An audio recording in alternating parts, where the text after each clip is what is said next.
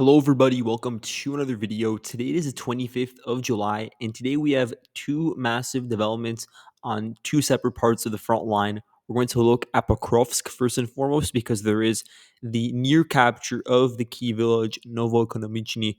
We're also going to look at Kupyansk because just to the northwest of that city, on the western bank of the Oskil River, we do have a Russian infiltration. And so we're going to look at that by the end of today's upload. Let's zoom in over here and begin looking at what's going on in Pokrovsk. We're going to look first and foremost at just another elaboration on the states of southern Pokrovsk and on some of the southernmost neighborhoods, because now we have a couple more Russian sources that are going out on a limb and claiming that there are DRGs infiltrating into the eastern sections of the Zelenivka microdistrict. As you guys may recall, this is the Zelenivka microdistrict, this horizontal looking space that then connects to the diagonal line, which has this sort of T shape with all of these massive residential blocks and apartment complexes. So it's a really important outlet for DRGs because they use those houses as basements at night, perhaps, and then they can move along the roads and arrive at the denser, more populated areas. So that's what they've been doing over the past few days.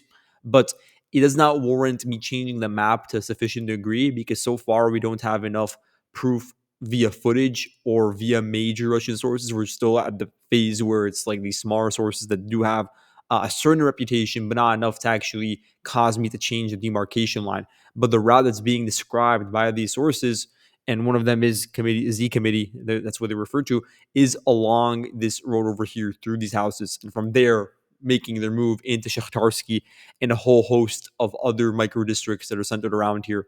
Another route that is prominent is directly through Zhirove, then through this road over here in southern Leontivici, and then running near this specific Terracan, passing west of Troyanda, and from there making an infiltration along Velutia Shevchenko, and from there sort of branching out into the entirety of the rail line in the center of Pokrovsk. That's what's being talked about by some Russian sources, but this is not verified.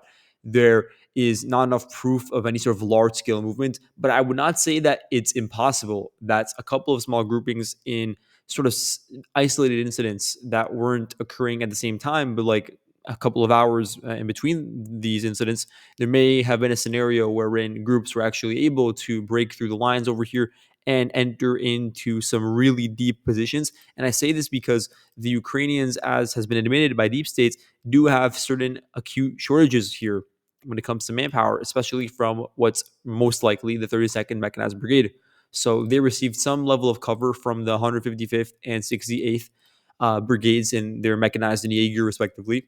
But there is an issue because now what can be dubbed the front line is beginning to become more vague and is also becoming wider because previously it was very well known that the front line was solid and really based around one specific sort of location, one sort of reference points. So then all the infantry that were operating in nearby dugouts or all the drone crews that were operating in the basements of Pokrovsk could like focus their efforts on this one corridor.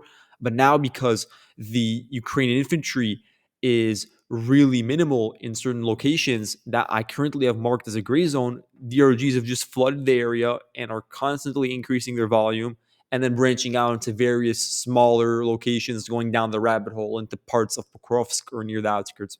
And so then it just becomes this really difficult situation of chasing around small groups all across a much broader part of the sort of southern part of this agglomeration. And naturally, certain groupings are going to fall through the cracks and enter into areas that actually are very deep into Ukrainian rear positions that have previously been agreed upon as just being solidly blue. But I'm not going to use that as sort of definitive proof of the entire line collapsing until we have a couple of key indicators. We need to have an indication that it's not just DRGs, but that regular infantry or assault groupings from forces like the 74th Motor Rifle Brigade, because they're sort of the main grouping involved in the push over here. We have to see that a more holistic sort of element of forces from that unit is actually deployed into the city before I'm able to like make more sweeping generalizations. We also need to look at the ways in which they're supplied, the way in which they receive reinforcements, the connectivity with drone crews, and the movements of Ukrainian forces as well, whether they decide to withdraw from certain pockets, whether they sort of try to coalesce around the center of Pokrovsk, because that would be a telltale sign that they understand that they're stretched out, that they no longer have a feasibility of defending in certain pockets, that it's simply not worth it to have an overextended line into Novoukrayinka or Chunivishny or Lysivka or Sukhiyar. Because for now, these villages are holding, by the way. There's been no indication of the Russians intensifying action over here. And why would they? Because for now, the Ukrainians, they're not a massive force over here in these highlighted towns, but they are deployed here. They are pinned down, and they otherwise would have been fighting in Pokrovsk. So the Russians have no reason to focus their efforts on this area. In fact, it could be detrimental to the Ukrainians eventually, because then they sort of would get more isolated if the Russians build up their base of attack over here to the northwest. You could see how there would be sort of flanking maneuver over here, and it would squeeze them out either way.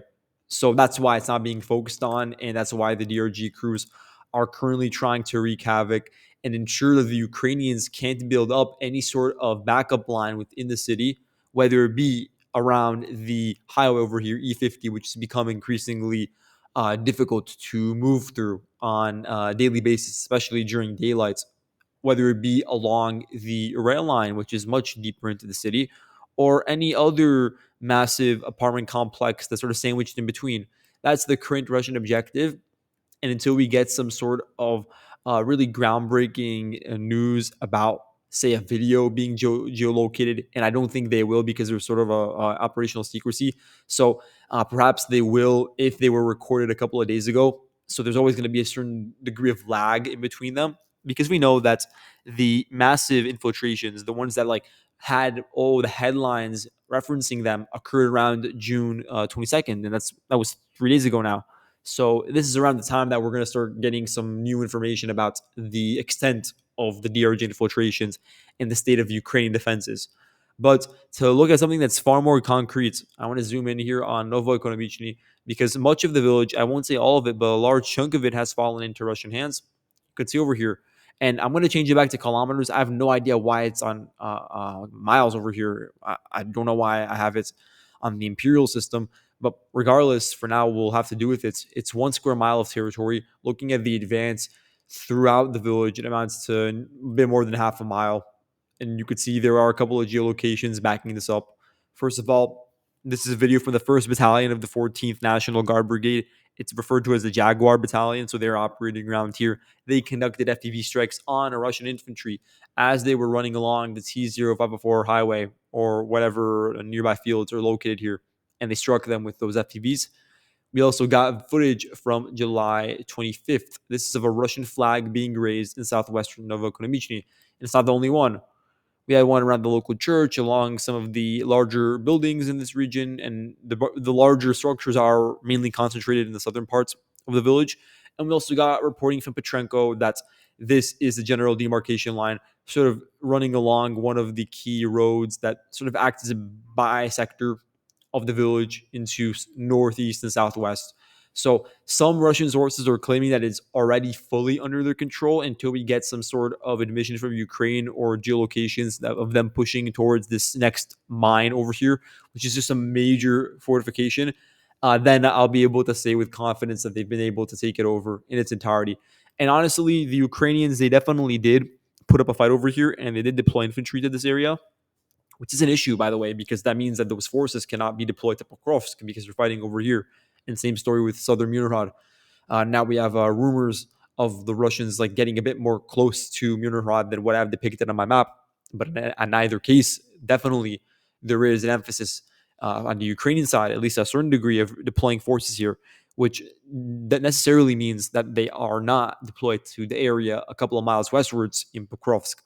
But to zoom back in over here on Novoekonomichny, the sort of next step would be to continue capitalizing on the T0504 highway, overrunning this really important defense line, because you have a lot of key trenches, key fortresses actually, that are well connected. They are underground. Sometimes there are bunkers there. There are actually dragon's teeth and detaining ditches depending on the location.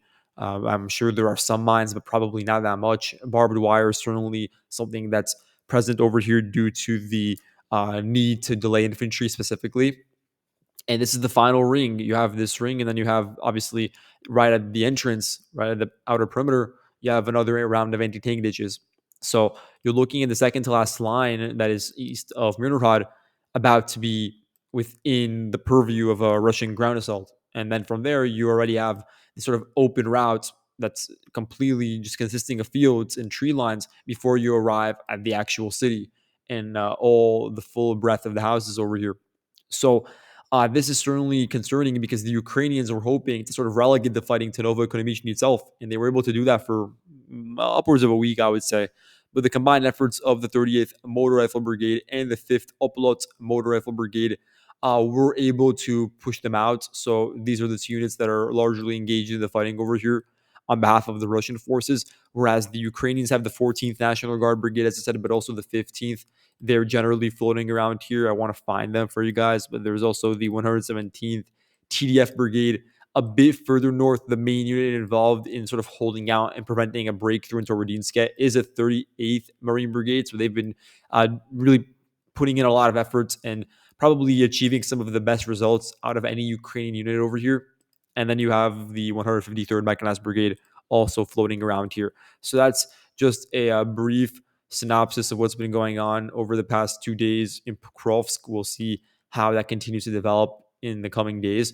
Over here in Yablonivka and Alexander Kalinove, we do have an important update because this movement does mean that definitely the Russians are going to be able to take it over now, take over the entirety of these two villages. So you can see over here the polygon amounts to 1.25 of a square kilometer captured by the Russian side. Looking at the maximum advance, it would amount to 2.3 miles going eastwards. This includes several large swaths of open fields, and that includes also running along this anti-tank ditch.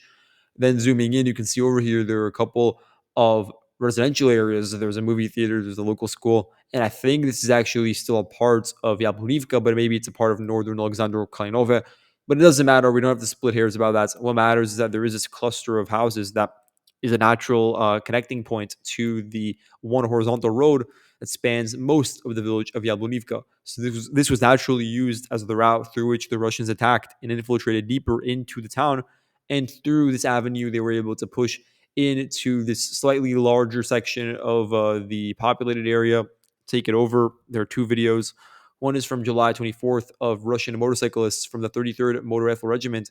They captured this location, and then on the same day, actually, they raised their flag in a location a bit further east. So this gives us a good indicator that the 33rd Regiment is really involved in this movement. They are doing so with motorcyclists. So those motorcycles are obviously taking advantage of the paved routes and speeding through a specific corridor. And due to the Ukrainians at this point engaging in a battle that is very difficult for them, they're located on lower elevation within the village of Yablonivka compared to where the Russians are directly south of it, and it is pretty far away, I would say, from their main operating bases in Kostyantynivka. So the infantry is in an exposed position, which is why you can't move in that many, because theoretically you could muster a large force for the Ukrainian side to defend over here, but the actual practicality of deploying them to some of these smaller villages is really stymieing that ability. So you're looking at a small force, and now you're seeing how some of them that are still holding out in Alexander Kalinove, because they were able to, first of all, repel the Russian assaults and then actually counterattack and take back a couple of blocks of territory. Now they are in a situation where they're close to being isolated. So this does necessitate a Ukrainian withdrawal from this entire region that you see over here. And then from there, the next step for the Russians will be to just clear out all the trenches, these excess defensive positions that are no longer attached to a populated area. They're just out in the open near the highway, or if we're being charitable, near Stepanivka over here. So Stepanivka could be a target because, the Russians would just want to remove any threat of the heights that are surrounding this highway or any nearby trenches. And then it could also act as like a forward operating base, say, to attack towards Dovha Balka, and this could open up a new route of attack towards Kostyantynivka, because the most obvious one would be along the highway here, and I believe the Ukrainians are preparing for that. There are definitely defenses that have already been built that we see on satellite imagery that point at that much. And honestly, the Ukrainian drone crews, they should be focusing all of their efforts on just monitoring the roads and the entrance points into the city at this point. And if they're unable to stop that, then that will be a really dangerous indicator if that comes anytime soon. So, in order to prevent the Ukrainians from being able to focus all their efforts on one particular vector of attack, this is another option: attacking towards Stepanivka, running along this road, and then taking this eastern turn, and then from there infiltrating towards the rear and actually putting a lot of pressure onto this eastern citadel, or rather western citadel of the city, which would come under a lot of scrutiny. And once again, it could be a repeat of the DRG scenario where they just try to undermine the front line over here. So that's the future for this part of the front line that I think we're going to see develop throughout the latter portion of this year. And what this also means is that this really large salient that's sandwiched in between the Turetsk and Yablivka fronts is now on the precipice of being closed because the Russians have essentially taken over all of Yablivka. And that means that they are very close to reaching the Klebanbek reservoir. We'll see if the Ukrainians, on the way out, they decide to tamper with the sort of water levels over here, because there was something very similar that the Ukrainians did. Not to go on a tangent, but they did do something very similar. That was around the Vavch River, if I recall correctly, over here. I don't remember the name of the reservoir, but it's quite literally this one over here, just to the north of Krakow. So there was an effort to just delay the Russian ground movement by a couple of days by opening up the floodgates over there. So who knows what's going to happen around here in Klebanbek, because that could be a way to sort of delay the Russian advance, but it would only be momentary because there's not enough water here to like make a massive dent in the Russian logistics. But all in all, my point is this entire region that you see marked over here in red with this red perimeter is definitely on the precipice of being cut off. Simply the routes in and out are very, very thin. And once it does fall, there's going to be a massive boost in connectivity between Turetsk and Yablonivka, which will help them work on the efforts to actually close in on the city of Kostyantynivka that's being planned. Also, we can see over here the capture of 1.26 square miles of territory just to the east of Delivka. We're seeing the undermining of the final forward positions near the Donbass Canal. So those are right now in the process of just being cleared out.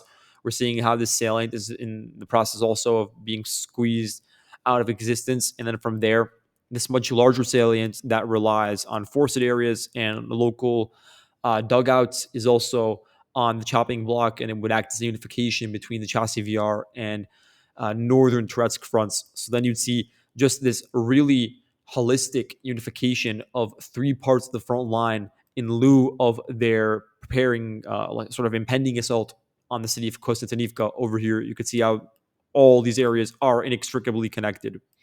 Now, to move on, I want to zoom in and focus on a certain part of Luhansk because there was an advance by the Russian side. You can see over here, this advance amounts to 320 acres roughly, and this is from the 4th Mechanized Battalion of the Presidential Brigade.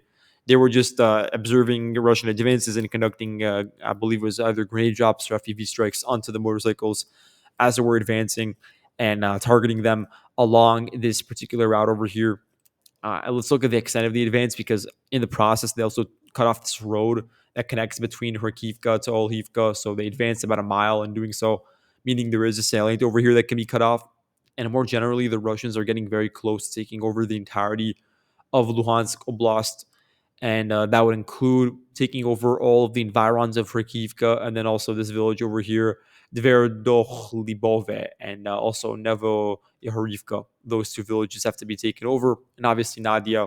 So there are still some areas that have not fallen.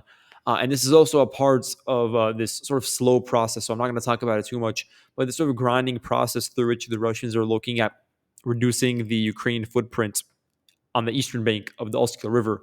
A big way that they're able to project power and act as a buffer is through this major salient. And it's funded or not funded, but sort of like allowed to exist due to the presence of these villages over here, this chain that runs from Novoserhivka all the way to Olhivka. So that's why there is this effort coming from the south. It's why the Russians attacked Kopanki in the first place, but it's also why the Ukrainians sent in reinforcements to hold them back and why there has been no development since then. So definitely this is a Russian objective because the closing of this chain of villages will obviously give the Russians a massive edge when it comes to securing a major ridge, taking over a large chain of villages, and then from there pushing and overrunning the two chains or two fortification lines that protect Borova.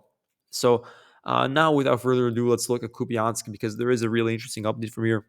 So this is what you refer to as a rather major advance because now there are no more obstacles that hinder a Russian attack into eastern Kupyansk, or rather western Kupyansk.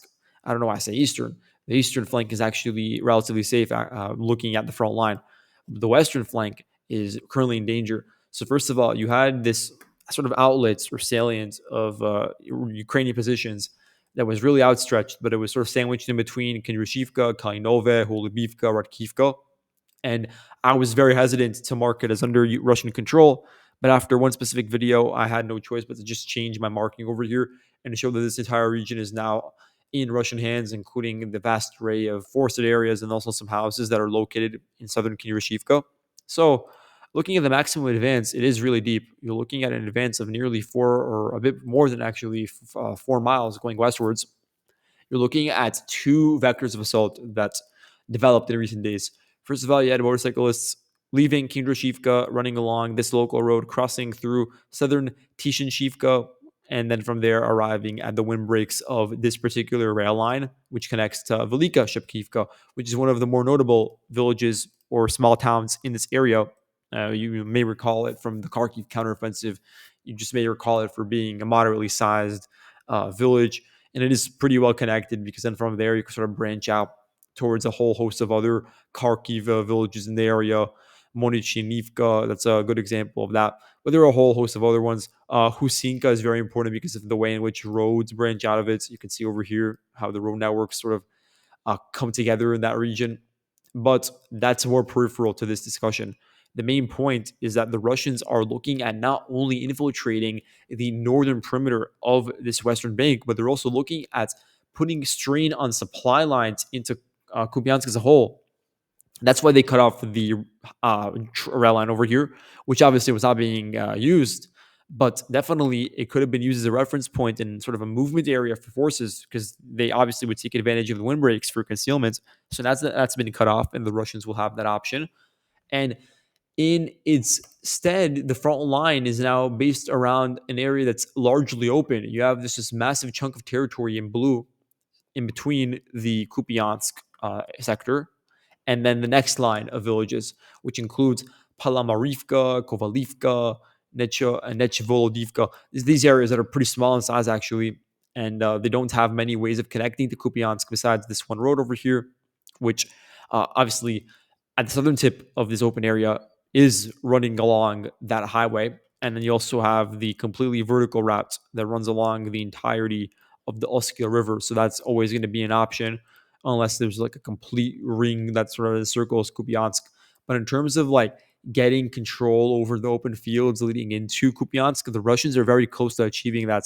And they can also achieve the objective of inflicting a lot of damage on any forces that move along this highway over here to connect to Kupiansk. So that's a way of just increasing the strain on the village and or rather the city. And when you look at the movements a bit to the north, which include assaults near a gas compressor, it includes seizing some of these first houses in the northeast of Kupiansk. It includes entrance into the suburb of Moskova. All of these movements indicate that the Russians are trying to seep into the city from this area, and that will be done in conjunction with an effort to flank it from the west and to flank its supply routes. So we'll see the way in which this actually does end up playing out, because surely the Ukrainians do have defensive units over here that did play a huge role in preventing earlier breakthroughs by the Russian forces that allowed them to return to the armory and return to certain portions of the eastern section of the city. And now you can see how the line is much more stable due to the deployment of forces like the 114th TDF Brigade. They're the most notable units involved in this, but also the 30th Mechanized Brigade. So they would have no choice but to move those units across to the western side of the river and from there engage with the Russian forces. And that could certainly stabilize the front line, but it would be already within a point in which the battle's in the city itself. or very close to its outskirts. So that would sort of be the Russians dictating the conditions of where the front line is located and where there's some sort of stabilization measure. And that could also open up a lot of holes running along this eastern parts of the Oskil riverbank, because then there could be previously safe locations that begin to get exploited, a lot of weak points that get targeted. And that's a part of the Russian approach more generally to a lot of these cities, opening up various fronts, perhaps in areas that were not previously within the like established orthodoxy, and then from there, sort of testing the waters, redirecting forces, and opening up a concurrent attack from another area to sort of surprise the other side and create a salient. That's been really the Russian objective in the way in which they've been going about their operations, especially here in Kupyansk for a while. So we'll have to see how it materializes. But in terms of the actual advances, they amount to here 16.14 square miles, and then this other polygon 1.17 square miles. Here's the video of the Russian forces as this is from July 25th. You can click on it in the description on the map to see the videos. But the Russian forces captured the southern part of Kostyantynivka and were able to arrive at the windbreaks. Then this other video near the Oskar River shows that the 114th TDF Brigade conducted the FPV strikes on infantry north of Kupyansk as they were approaching this area or as they were operating in the first houses. So that's a good indicator for an actual advance pointing towards it. And let's move on lastly to the, I believe, Vosrosenka front. I guess that's now what it's being referred to as. You can see there is a smaller Russian move that is located just south of the village, and this is due to the Ukrainians redeploying forces to engage in actual house-to-house, street-to-street fighting in the village of Vosrosenko, meaning that the Russians have temporarily been bogged down, and we could say that over the past, I don't know, 3 to 4 days, that's been the situation.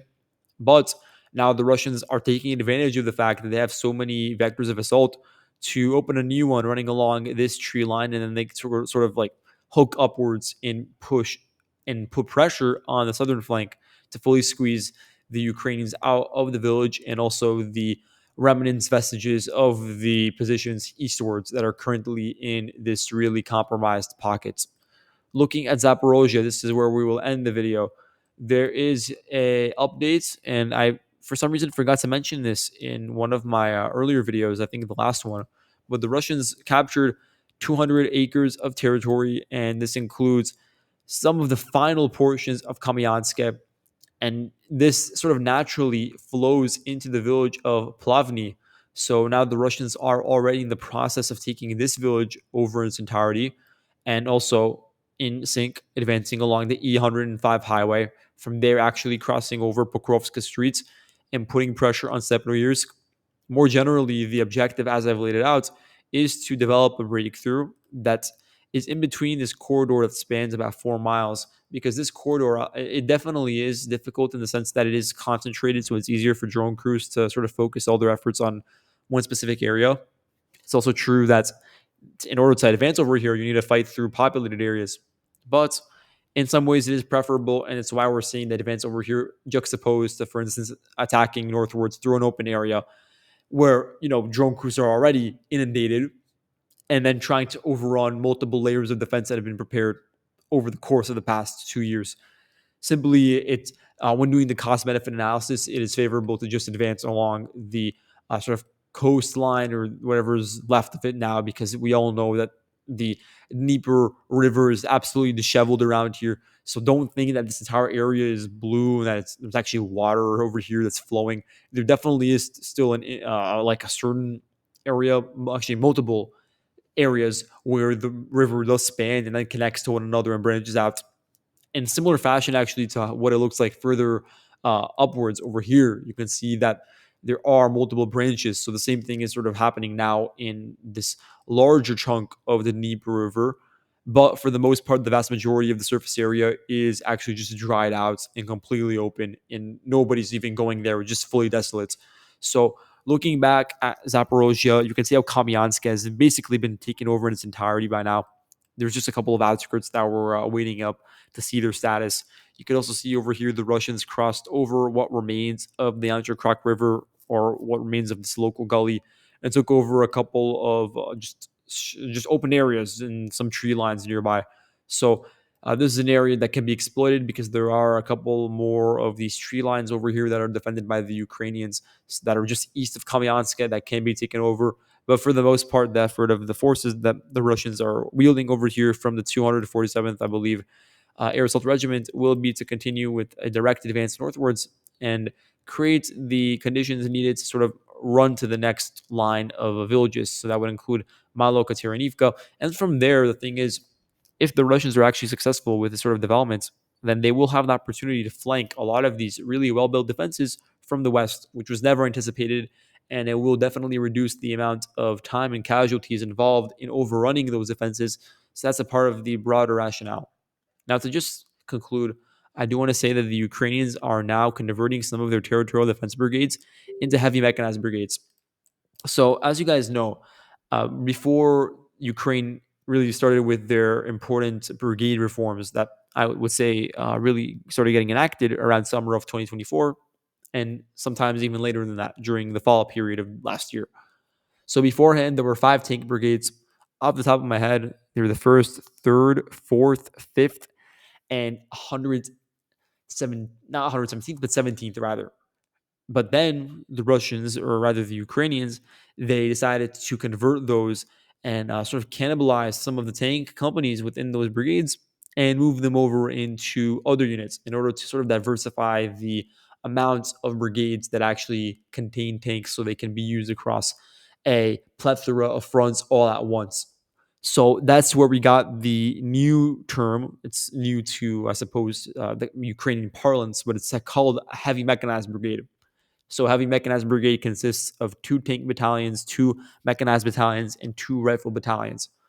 And a lot of the brigades, the tank brigades that we talked about, were downsized into that heavy mechanized designation. The only one that still remains a tank brigade at this point in time is the fourth, and we'll see if that gets that anachronism, because now by now it's an anachronism, the fourth brigade compared to all the other ones. We'll see if it also gets split up and has some of its tank assets redistributed to other brigades, because now that those brigades that were previously territorial defense or mechanized are receiving those tank assets, they're getting boosted because they are able to create at least one and sometimes two battalions just completely made out of tanks, and then they get the designation of heavy mechanized.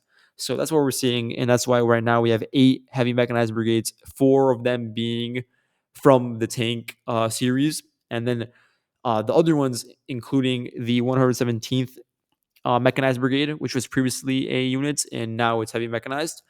I want to see if I could find them over here on my map, because I know they're generally operating around Pokrovsk. So you can see definitely they're fighting around here. Most of the heavy mechanized brigades are fighting around Pokrovsk, by the way, but they're also spread out. The rest of them are spread out across the entirety of the line of contact. You also have 3 territorial defense brigades that were previously moved to the armed forces of Ukraine, to the ground forces, and that was done last year in July. And this year in July, 3 of them, once again, have been converted into heavy mechanized units. So this includes the 125th Heavy Mechanized Brigade. That's what we're going to call them now. So you can see them on the map. And they, I believe, are operating near Yablonivka, near the Klubman Reservoir. That's their area of expertise. 127th Heavy Mechanized Brigade also fighting around here. You can see that they are deployed a bit further northwards. And this is sort of them taking responsibility for the area in between the Oskil River and the Vovchansk front. And lastly, the 128th. 128th is operating, let's see, because I know that I have them marked on the map. They were previously a TDF brigade, as you guys know. So they're actually operating around Kamyansk at this very moment, being one of the most senior and actually one of the best quality units that is deployed to that region at the moment. So they have that new designation as heavy mechanized. So hopefully you guys found all of that interesting. Thank you all so much for watching, and I'll see you guys in the next video. Goodbye.